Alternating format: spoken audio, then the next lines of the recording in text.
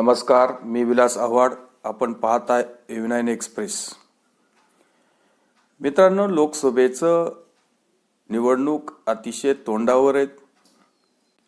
2-3 आठवड्यामध्ये लोकसभेचं निवडणुकीचं वेळापत्रक म्हणजेच लोकसभा निवडणुकीची घोषणा पण होऊ शकते आणि राज्यामध्ये देशामध्ये कधी पण आचारसंहिता लागू होऊ शकते आणि निवडणुकीचा कार्यक्रम लागू शकतो. यासाठी राजकीय पक्षांनी तयारी करायची असते. राजकीय पक्षांनी आपापल्या निवडणूक प्रचार यंत्रणा सज्ज ठेवायच्या असतात. मग त्यासाठी पक्षाचे बॅनर असतील, पक्षाच्या निशाण्या असतील, पक्षाचे झेंडे असतील, छातीवर लावता येतील असे बिल्ले तयार करायचे असतात. घरपर्यंत लोकांना पत्रकं वाटायचे असतात. त्यावर निशाण्या, पक्षाची निशाणी ती घराघरापर्यंत अगदी तळागाळात प्रत्येक मतदारापर्यंत पोचवायची असते आणि त्यातूनच राजकीय पक्षांचा मोठ्या प्रमाणामध्ये प्रचार होत असतो. निवडणुकांच्या भाषणांमध्ये अतिशय आक्रमकपणे भाषणं करायची आणि मग शेवटी जे काही राजकीय नेते आव्हान करतात की या चिन्हावरचं बटन दाबा, त्या चिन्हाचं बटन दाबा. पूर्वी आपण ग्रामीण भागामध्ये गाड्या वगैरे फिरायच्या दिसायच्या की ताई माई अक्का, मग या निशाणीवर मारा शिक्का, त्या निशाणीवर मारा शिक्का. अशा प्रकारचा प्रचार आपण अक्षरशः गल्लीबोळात बघितलेला आहे. तर आता तर EVM सिस्टम असल्यामुळं आपल्याला शिक्का मारायचा नाही, बटनच दाबायचे. पण त्यासाठी नक्कीच चिन्हाची गरज असते. तर आज ते जे आपल्याला विषय बोलायचा आहे तो की शरदचंद्र पवार यांच्या राष्ट्रवादीला अजून कुठलं चिन्ह प्राप्त झालेलं नाही आणि निवडणूक अगदी तोंडावर आहेत. आता निवडणूक आयोगाने राष्ट्रवादी अजित पवारांची आणि विधानसभेच्या अध्यक्षांनी पण राष्ट्रवादी अजित पवारांची, या दोन्ही संस्थांनी अजित पवारांना राष्ट्रवादी नाव आणि चिन्ह बहाल केलेले. त्यामुळं शरद पवारांच्या यांच्या गटाला अजून पक्षचिन्ह मिळालं नाही. कारण मध्ये आता राज्यसभेचं निवडणूक होती आणि त्या निवडणुकीमध्ये तात्पुरतं शरद पवार गटाला जे राष्ट्रवादी शरदचंद्र पवार असं तात्पुरतं नाव दिलं. कारण राज्यसभेला काही चिन्हाची गरज वगैरे नसते. पण विधानसभेच्या किंवा लोकसभेच्या निवडणुकांमध्ये चिन्हाची गरज असते. चिन्ह घरघर पोचलं पाहिजे. त्याच्यामुळं आता सुप्रीम कोर्टाने अजून त्यावर निकाल दिला नाही. आता सुप्रीम कोर्ट किती वेळ लावतंय किती नाही. आणि शरदचंद्र पवार गटाने याचिका दाखल केलेली आहे. त्याच्यावर सुनवाई झाल्यावर त्यांनी तात्पुरता थोडासा दिलासा दिल्यासारखा वाटतो. पण तरी पण सुप्रीम कोर्टाने त्यांना निवडणूक आयोगाकडेच जायला सांगितलंय. निवडणूक आयोगाकडेच तुम्ही त्यांचा दरवाजा ठोठवा आणि त्यांच्याकडूनच तुम्ही निशाणी प्राप्त करून घ्या. आता निवडणूक आयोगामध्ये जेव्हा शरदचंद्र पवार गट किंवा त्यांचे सहकारी अनेक निशाण्यांच्या बाबतीत विचार करेल, मग निवडणूक आयोग त्यावर साधक बाधक चर्चा करून किंवा हे निशाणी दुसऱ्या कुठल्या पक्षाला आहे किंवा नाही, याच्यावर कुठला आक्षेप आहे की नाही, मग यावर निवडणूक आयोग किती वेळ घेईल किती नाही. त्यामुळं हा सगळा खेळ राजकीय खेळ आणि या राजकीय खेळामध्ये शरदचंद्र पवार पुरते अडकलेले आहेत. अर्थात जेव्हा राज्यामध्ये महाविकास आघाडीचं सरकार पडलं आणि भारतीय जनता पार्टी आणि एकनाथ शिंदेंचं सरकार आलं, त्यावेळेस जी काही रडारड शिवसेनेमध्ये चालू होती, उद्धव ठाकरेंची, आदित्य ठाकरेंची, त्यांचं आमचं पक्ष चोरला, आमचे आमदार चोरले, खासदार चोरले, आमचं पक्षाचं नाव चोरलं, पक्ष निशाणी चोरली, आमचा बाप चोरला, अशा पद्धतीची जी रडारड चालू होती त्यावर शरद पवारांनी न मागताच एक सल्ला पण उद्धव ठाकरेंना त्यावेळेस दिला होता.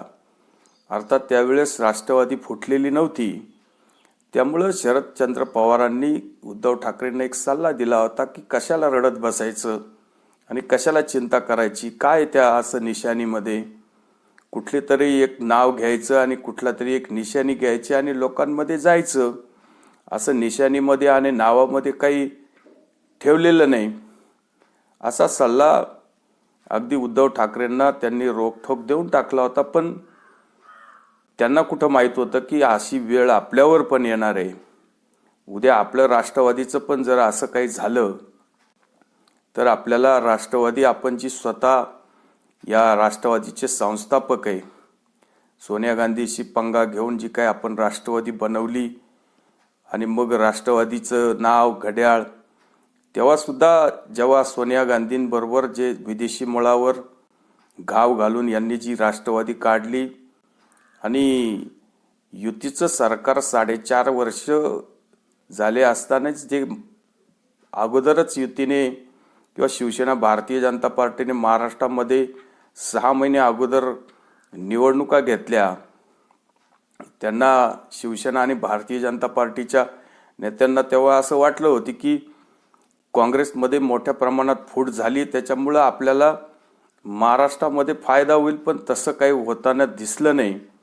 त्यावेळेस या भारतीय जनता पार्टी आणि शिवसेनेचं सरकार पण गेलं, त्यांना बहुमत मिळालं नाही.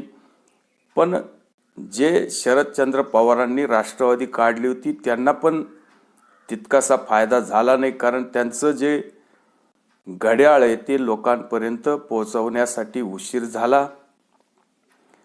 अर्थात जे 10:10 टाइम आहे, असं म्हणावं लागेल की कमीत कमी 10 महिने उशीर झाला असं म्हणावं लागेल. कारण शेवटी ग्रामीण भागामध्ये किंवा तळागाळामध्ये मतदारांना निशाणी मिळाल्याशिवाय लोक त्याच्यावर बटन दाबताना अनेक अडचणी येतात, त्यामुळं उशीर तर झालाच. पण नंतरच्या काळामध्ये शरदचंद्र पवारांच्या पार्टीला फार असं महाराष्ट्रामध्ये काही यश आलं नाही. 1-2 जागा काहीतरी वाढवा आल्या होत्या, तेव्हा शरद पवारांना तर खरं राष्ट्रवादीचा मुख्यमंत्री करण्यासाठी चान्स होता, पण शरद पवारांनी तो चान्स घेतला नाही. आपल्यापेक्षा कोणी मोठा होऊ नये, त्यामुळं अजित पवार नेहमी हा विषय काढत असतात. अजित पवारांना माहिती आहे की आपल्याला मुख्यमंत्री करायचं नव्हतं, म्हणून काकांनी हा गेम केला. पण आजची परिस्थिती अशी आहे की काकांचा अक्षरशः गेम झालेला आहे आणि सुप्रीम कोर्टात काय निकाल होणार आहे, कारण या सुप्रीम कोर्ट झालं किंवा निवडणूक आयोग झालं किंवा विधानसभा झालं, या स्वायत्त संस्था आहे आणि जो तो ज्याच्या त्याच्या अधिकारात काम करत असतो. तुम्ही सुप्रीम कोर्टात गेलात तरी पण तुम्हाला पक्ष निशाणीसाठी निवडणूक आयोगातच यायचंय आणि निवडणूक आयोग शेवटी जी चिन्ह देईल, तो किती दिवसांनी देईल, तो किती वेळ घेईल, हे निवडणूक आयोगावर अवलंबून आहे. त्याच्यामुळं कधी आता राष्ट्रवादी शिल्लक गटाचे लोक अक्षरशः रडकुंडीला आलेले. आता अजित पवार घड्याळ घेऊन गेले, एकनाथ शिंदे धनुष्य घेऊन गेले आणि आता असं जितेंद्र आव्हाडांना असं वाटतंय की अजित पवार अक्षरशः शरद पवारांना संपवायलाच निघाले. रोज जितेंद्र आव्हाड शिव्या शाप देत असतात, रडत असतात, पण आता त्यांना कुठं माहिती की काका एक शब्दावर कायम नसतात. कदाचित काका राजकारण सोडून देतील, नको या झंझटी, नको ते चिन्ह, नको ती पार्टी. सुप्रियाचं काय करायचंय हे काकांच्या अगदी डोक्यात आहे. पण गोची होईल ती सगळी जितेंद्र आव्हाडांची. जितेंद्र आव्हाडांना कुठला तरी निशाणी पाहिजे, ती लोकांपर्यंत पोचवायची आहे लोकांच्या छातीला बिल्ले लावायचे, बॅनर झळकवायचे, झेंडे करायचे आणि अजित पवार तर घड्याळ घेऊन बसले.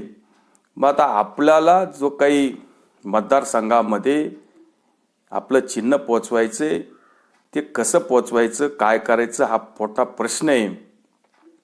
अनेक वेळा कधी कधी उशीर झाल्यावर शेवटी वेगवेगळ्या मतदारसंघात वेगवेगळ्या पक्षचिन्हावर निवडणुका लढाव्या लागतात. आता आपण पाकिस्तानामधलंच जर उदाहरण घेतलं तर इम्रान खानच्या पार्टीने अनेक लोक अपक्ष म्हणून उभे केले आणि ते निवडून पण आले. इम्रान खान तर तुरुंगात आहे. पण मग अशी परिस्थिती शरद पवारांवर येईल का? मग प्रत्येक मतदारसंघात ज्याच्या त्याच्या पद्धतीने निशाणी घेऊन मग त्याचा किती त्याच्यावर प्रचार होईल किंवा लोकांवर त्याचा किती परिणाम होईल, त्याचा पक्षाला किती फायदा होईल, तोटा होईल, हा सगळा वेगळा विषय. पण तसं शरद पवारांना जो काही काँग्रेसकडून ऑफर आली होती मध्यंतरी की आमच्या पक्षामध्ये तुम्ही विलीन व्हा, खरं तर ही विन विनची पोझिशन होती. शरद पवारांनी आपलं पक्ष जर जो उर्वरित आहे तो काँग्रेसमध्ये विलीन केला तर महाराष्ट्रामध्ये काँग्रेस आणि राष्ट्रवादीची जी आजची काही ताकद आहे ती एकत्रित येऊन अख्खा काँग्रेस पक्ष शरद पवारांच्या हातात येईल आणि काँग्रेसमध्ये आता जान जी राहिलेली नाही ती जान पण परत येऊ शकते. महाराष्ट्रामध्ये एक हाती सत्ता जवळजवळ शरद पवारांच्या हातात काँग्रेसची येईल आणि उद्याचे जे भविष्यातले सुप्रियाताईंचे आपल्याला भविष्य कळतं की जे उर्वरित अशा पद्धतीचं विघटित झालेलं जो पक्ष आहे आणि मग तुम्ही जर काँग्रेसमध्ये गेला नाही किंवा तुमच्याकडं तुम्हाला जेव्हा पाहिजे असं तसं निवडणूक चिन्ह मिळालं नाही तर भविष्य तर काही खूप काही चांगलं दिसतंय असं वाटत नाही. पण काँग्रेसचं जर पंजा सुप्रियाताईंना जर मिळाला तर भविष्य बऱ्यापैकी सुधरू शकतं. पण ती ऑफर शेवटी त्यांनी स्वीकारायची की नाही स्वीकारायची हा त्यांचा प्रश्न आहे.